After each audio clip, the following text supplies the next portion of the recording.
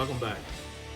If you saw the introductory video, I touched on a few of the projects that we got going on. And this one, the one I'm introducing in this video, is the one that I would arguably say that I'm the most excited about. And that's the budget drag car, the 95 Mustang that belongs to my son, Blaine. Now, before I get into it, before I, show you the car, there's a little bit of a backstory. When Blaine was really young, and by really young, I mean when his age is in the single digits, his granddad really tried to talk him into getting into the junior dragsters. And for whatever reason, he just wasn't interested. And honestly, I'm kind of glad he wasn't, because that's quite an expensive undertaking. But fast forward to last year. It was September of 21, I believe it was September or October, I don't remember.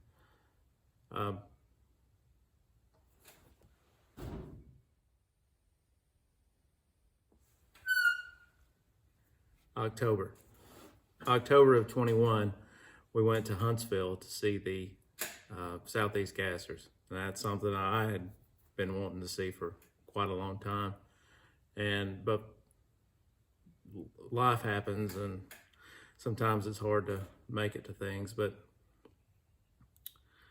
anyway, so by the end of the night, Blaine is all fired up about it. He said, okay, I want to do the junior dragsters. Well, it had been so long that I had actually forgotten that was, something that was being discussed. So I was a little surprised that he remembered. But I said, okay, we'll look into it and we'll see. And so on the way home, he's Google searching, and I told him to look for used ones, and even a used junior dragster setup that is, I would imagine, somewhat competitive is, $7,500, $10,000. And that's just, maybe you got that, but I don't, and not for a go-kart. And so I'm thinking, well, we can just get a regular car for a whole lot cheaper than that, and we can build a drag car. We can be under that. So that's what we started doing. So I figured a Mustang would be, as far as best bang for the buck, would be the route to go. I'm real familiar with the Fox bodies because I, like a lot of people back in the day, owned one. And but those prices on those have just gotten out of hand. But the SN95s are cheap, and it's basically the same platform. So that's what we began to look for. And we found one. I'm gonna put in a video here of when we first bought the car, a little walk around, and then we'll come back from that, and I'll show you where the car is at now, and what the plan is moving forward. And I think we'll keep a running tally of how much is being spent. I think that'd be a cool thing to do. So we can see how cheap we can keep it. So I think this video was taken probably a couple of days after we purchased the car. We broke the number one rule of buying a used car, and that was we went and looked at it at night in the dark. It was outside between two sketchy buildings. All in all, I would say it's in decent shape. As you can see, the interior it's all there, but it was pretty well trashed. There's a dent in the driver door, and the paint looks awful, and the headlights look terrible, and it's missing the mirror on the passenger side. And anyway, a tire that will not stay aired up, and those ugly Euro taillights, but I'd say it's all right. Now this is the current state. We've got it up to the house. It's nearly completely torn apart, and just gave it a bath. You can see the rear wheels. The factory ones are gone. I had just some old steel wheels sitting around and put on the back. That way they would stay aired up. Taking it apart was a good opportunity to get rid of a lot of leaves and pine straw and stuff. This car had sat outside for a very, very long time, and it was really disgusting. In the disassembly process, we uncovered some surprises. This one here in the engine compartment on the driver frame rail, big rust hole, expandifoam inside the quarter panel. That's nice. The floor on the driver's side is rusted out. It's got some holes. As far as I know, they don't make a replacement panel for that, so I'll probably have to actually make something. Expandifoam in the passenger side quarter. Then when you walk around to the back, you see more expandifoam on this rear rebar brace. More expandifoam inside the quarter panels. And the deck lid, it latched kind of wonky, and then you can see here's why. The striker plate or striker mount was broken, so that's something that's got to be fixed too. So that's where we're at. The conditions on this project were he was going to have to find this himself.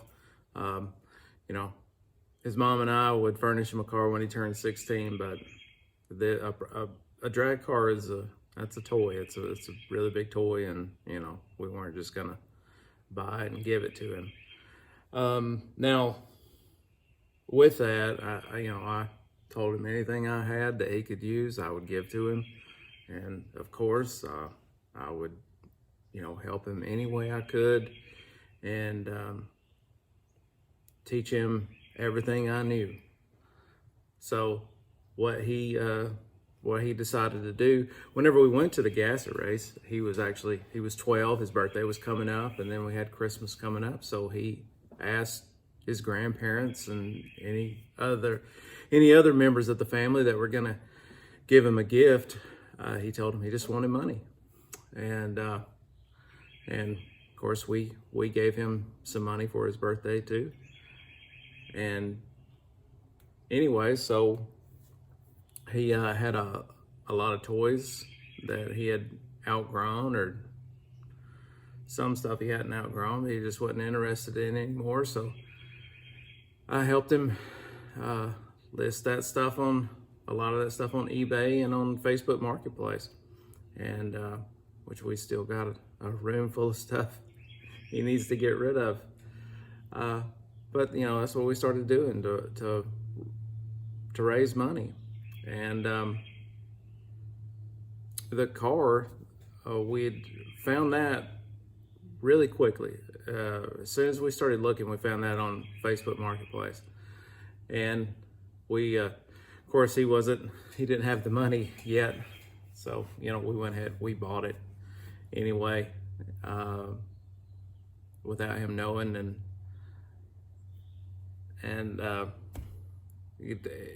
gave him some time to save up his money. And then once he got it saved, we took him down there and said we had to stop by the shop to do something, and anyway, surprised him. But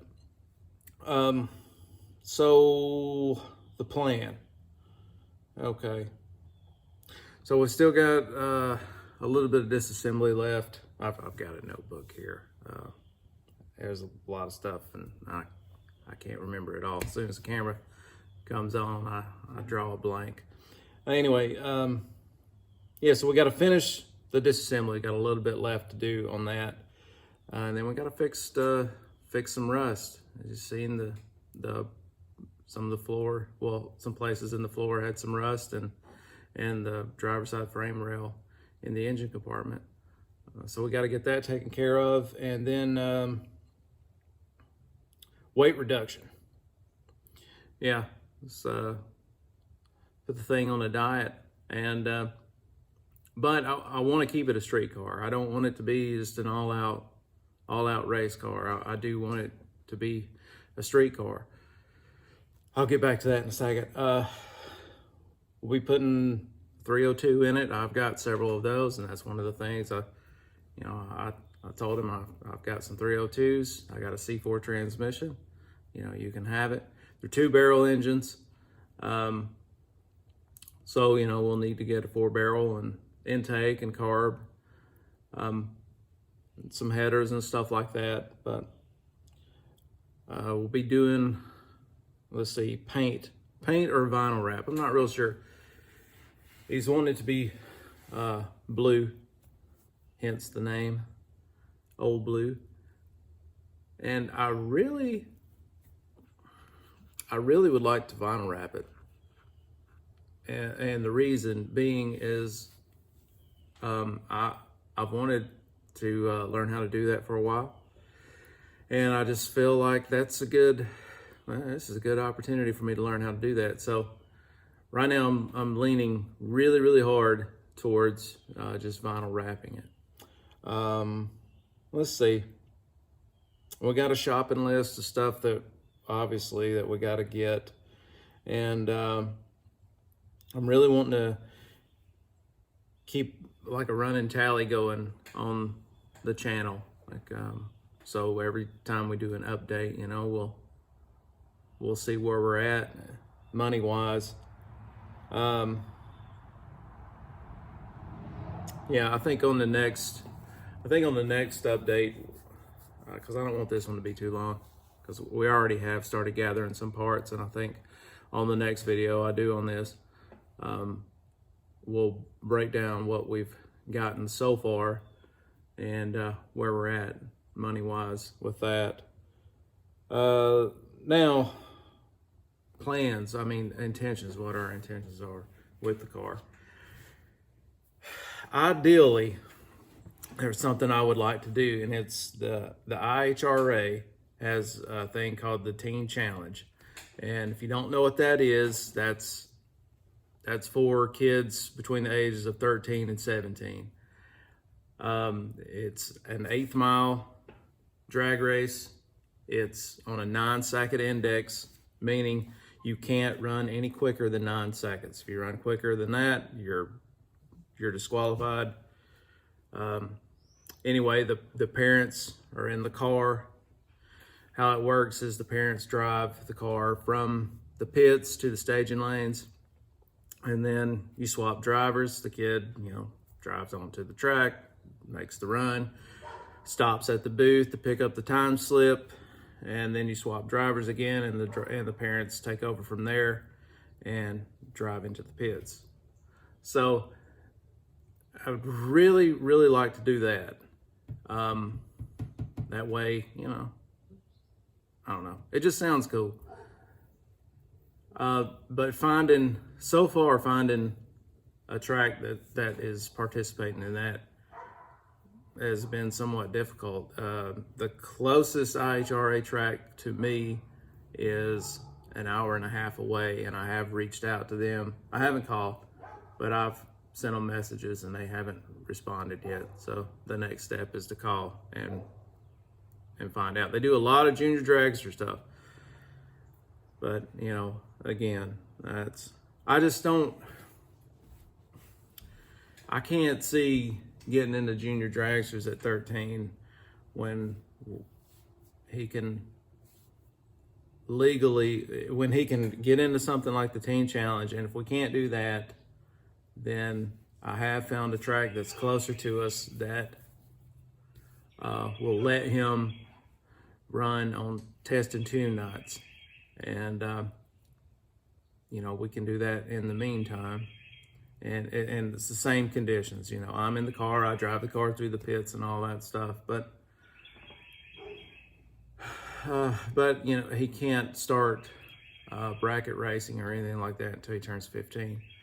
Not that, we want to focus on bracket racing. I just want to get him in something to where he can actually start competing. But testing tuning stuff is fun too. I did, you know, I always enjoyed that, grudge racing and stuff. But anyway, I've kind of gotten off subject here of what I was talking about. Oh well. Oh yeah, I was talking about the junior dragsters. I can't see getting into the junior dragsters at 13 and then by the time you're 15 or 16 still wanting to do that. I would think you would want to, if it were me, I wouldn't want to still be running a junior dragster at 16. I would want to be up in the real car. And I don't know. To me, it doesn't make a lot of sense. Plus, they're so expensive. As I said earlier, just a little bit ago, I want to keep it a street car. And that's, I mean, once he turns 16, I mean, there's all kind of stuff that opens up.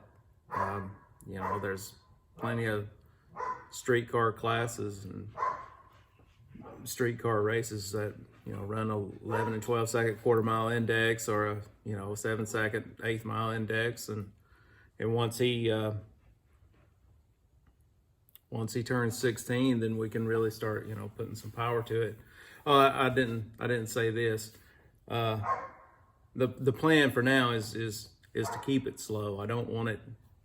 Yeah, I want to go ahead and take as much weight off the car as we can. It's because I don't want to take the car back apart again. You know, let's go ahead and do the weight reduction on it now. Let's get it as light as we can get it, and then let's just dial it back and not make it too fast right now.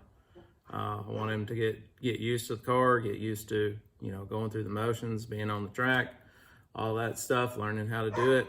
And, you know, then once he turns 16, or then we can start, you know, laying the power to it and seeing how quick we can go. But anyway, so I guess that's it for this video. Like I said, the next one we'll see what all parts we were able to gather up, and I may put a shopping list on the video too of what we need, but I may not. I don't know. It doesn't matter. But I'll go over everything that we've gathered up so far. We'll see how far we've gotten, and maybe go ahead and start doing the rust repair on the next video. But see you next time.